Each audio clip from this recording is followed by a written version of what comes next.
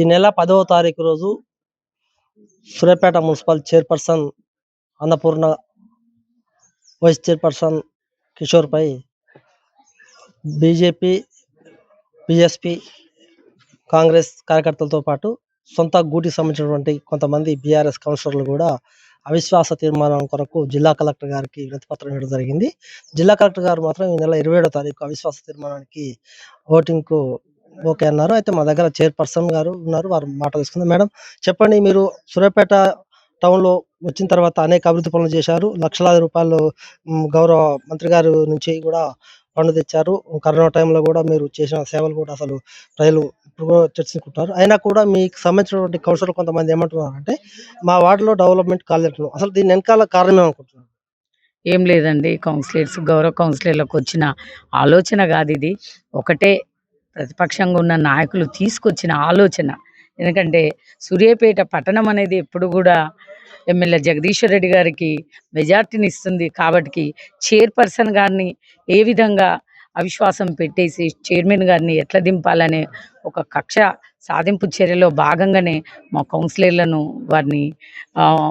వారిని ఉసిగొల్పడం అనేది జరుగుతుంది. అంటే దీని వెనకాల రాజకీయ కుట్ర ఉందనుకుంటున్నారా మేడం? రాజకీయ కుట్ర ఉంది కాబట్టికే కదండి ఇన్నేళ్ల నుంచి లేనిది. మేమంతా కౌన్సిలర్స్ అందరం కూడా ఒక అక్కజెల్లెలాగా, అన్నదమ్ముల్లాగా, ఒక కుటుంబంలాగా మేము మాట్లాడుకొని ఉన్న నిధులతోటి డెవలప్మెంట్ చేసుకోవాలని, ఆ నిధులను బట్టి వాటిలలో వర్కులు పెట్టుకొని ఈరోజు సూర్యాపేట పట్టణాన్ని ఒక అభివృద్ధి పదంలో ముందు తీసుకెళ్ళినాం. దానికి గాను ఈరోజు ఇవన్నీ నచ్చకనే ఈరోజు ప్రతిపక్షాలు కానివ్వండి, అదే దామోదర్ రెడ్డి గారు, సంకినేని గారు, రమేష్ రెడ్డి గారు తీసుకున్న నిర్ణయాలకు ఒక దళిత మహిళను ఇక్కడ లేకుండా చెయ్యాలి, దళిత మహిళ మీద కక్ష సాధింపు చర్యలను చేపట్టాలనే ఈ విధంగా ఆలోచనలు చేసి మా గౌరవ కౌన్సిలర్లను వాడుకోవడం జరుగుతుంది. మీ బీఆర్ఎస్ కౌన్సిలర్లకు మీరు ఏం విజ్ఞప్తి చేస్తున్నారు? ఏం లేదు, కౌన్సిలర్లందరికీ కూడా ప్రజలతో ఎన్నుకోబడ్డ కౌన్సిలర్స్ ఒక ఆశయం పెట్టుకొని ప్రజల్లో మేము సేవ చేయాలని వచ్చిర్రు అనే ఒక భావంతో మాట్లాడుతుర్రు. దానికి గాను ఇంకా టైం ఉంది, మనం చేసుకుందాం, చాలా టైం ఉంది. నేను ఒక మహిళగా, దళిత మహిళగా మీరందరూ సహాయ సహకారాలు అందించిర్రు.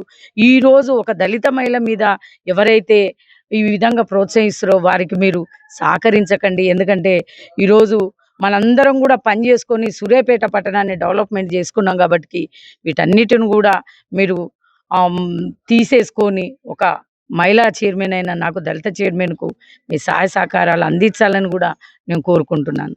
అన్ని వార్డు 48 వార్డులలో కూడా కొంత అభివృద్ధి పనులు చేశారు. అయితే మీ కౌన్సిలర్లు ఎవరైతే 2, 3 వార్డు కౌన్సిలర్లు ఉన్నారో వాళ్ళు ఏమంటున్నారంటే అసలు మా వార్డులలో అసలు కనీసం 30 మన్ను పోయేటట్టు. అది వాస్తవం మేడం అన్న? మట్టి అనేది పొయ్యాలి, పోస్తాం. అది మట్టి ఇంత ముందు పోసినాం, మళ్ళీ పోస్తాము. ఎందుకంటే మున్సిపాలిటీలో ఉన్న నిధులను బట్టి మనం పని చేసుకుంటాము. అదే గౌరవ కౌన్సిలర్లకు తెలియజేసుకుంటున్నాము. అంతేగాని ఎలాంటి ఉద్దేశం లేదండి. అందరం కలిసికట్టుగా పని చేసుకున్నాం. కాబట్టి ఎవరి మాటలకు ప్రభావాలు పడకుండా మీరందరూ కూడా మంచిగా ఉండాలని కోరుకుంటున్నాను. చైర్పర్సన్తో పాటు వైస్ చైర్పర్సన్ చెప్పండి అన్న, మీ మీద కూడా అవిశ్వాస తీర్మానం పెట్టారు, దాన్ని ఏ విధంగా చూస్తున్నారు? అదే చెప్తున్నాం కదా, పట్టణం ఎప్పుడైనా సరే మంచి మెజార్టీ ఇస్తూ ఉన్నది. పట్టణం మీద ఏదైతే పాలకవర్గం ఉందో కక్ష పట్టుకున్నారు. ఎందుకంటే నలుమూలల అభివృద్ధి జరుగుతూ ఉంది, కక్ష పట్టుకున్నారు. వేరే పార్టీ నాయకులు ఎవరైతే ఉన్నారో, ఓడిపోయిన నాయకులు అయితేంది, బీజేపీ నాయకులు అయితేంది, ఇంకా వేరే వేరే నాయకులు మా కౌన్సిలర్లను కొద్దిగా భయపెట్టో ఏదో చేసి అవిశ్వాస తీర్మానాన్ని పెడతా ఉన్నారు. చైర్పర్సన్, వైస్ చైర్పర్సన్ చెప్పేది ఏంటంటే అందరం కూడా కలిసికట్టుగా పనిచేసుకుందాం, ఖచ్చితంగా 48 వార్డులు కూడా డెవలప్ చేసుకుందాము. ఇప్పుడు ఉన్నది ఒక కొంతకాలమే, ఆ కొద్ది కాలంలో కూడా మళ్ళీ వేరే పార్టీలకు పోయి అవిశ్వాస తీర్మానం పెట్టడం తగదు. ఎందుకంటే నేను నా దళిత మహిళలను కూడా కించపరిచినట్టయితే సభ్య సమాజం నవ్వుల పాలేదు తప్ప ఏం లేదని కూడా వారు అది వ్యక్తం చేస్తున్నారు. అందరూ కలిసికట్టుగా రండి, మనం ఇంకా సూర్యాపేట ముందుకు తీసుకుపోదాం కోరుతున్నారు వాళ్ళు.